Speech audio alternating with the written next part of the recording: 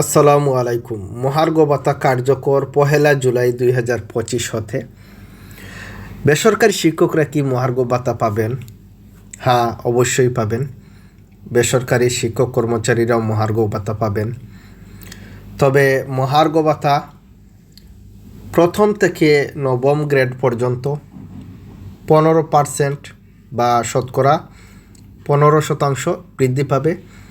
দশম থেকে 20 গ্রেড পর্যন্ত শতকরা 20% বা 20% বাড়বে।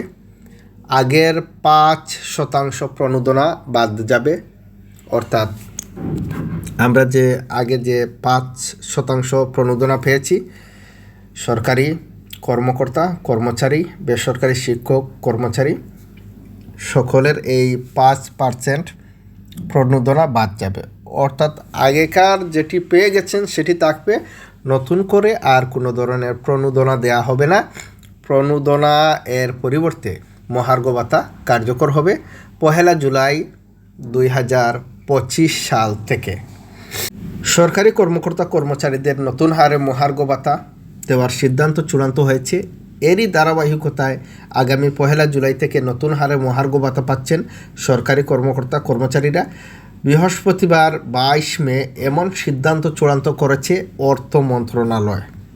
নতুন হার অনুযায়ী প্রথম থেকে নবম গ্রেডের কর্মকর্তা কর্মচারী 15% হারে মহার্ঘ ভাতা পাবেন।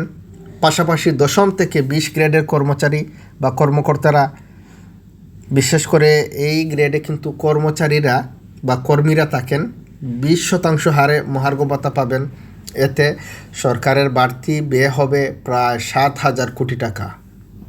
2015 সাল থেকে সরকারি চাকরিজীবীরা প্রতি বছর 5% হারে বার্ষিক ইনক্রিমেন্ট সুবিধাও পেয়ে আসছেন।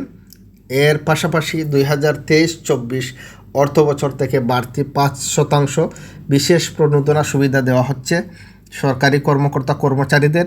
তবে মহার্ঘ ভাতা পাওয়ার সঙ্গে সঙ্গে বিশেষ এই 5% প্রণোদনা সুবিধা বাতিল হয়ে যাবে।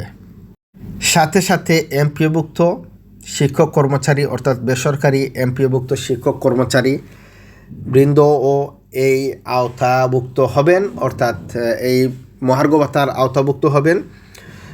আমরা জানি যে বেসরকারি শিক্ষক কর্মচারীরা পূর্ণাঙ্গ বেতন পেয়ে থাকেন, তবে বাড়ি ভাড়া এবং চিকিৎসা ভাতা একটু কম পান। ইতিপূর্বে যতটি জাতীয় স্কেল বা মহার্ঘ ভাতা হয়েছে সবকটিতে এমপিওভুক্ত বেসরকারি শিক্ষক কর্মচারী অন্তর্ভুক্ত ছিলেন। সবকটি মহার্ঘ ভাতা এবং জাতীয় স্কেলে বিধি মোতাবেক বেতন পেয়েছেন। ইনশাল্লাহ এবারও পাবেন।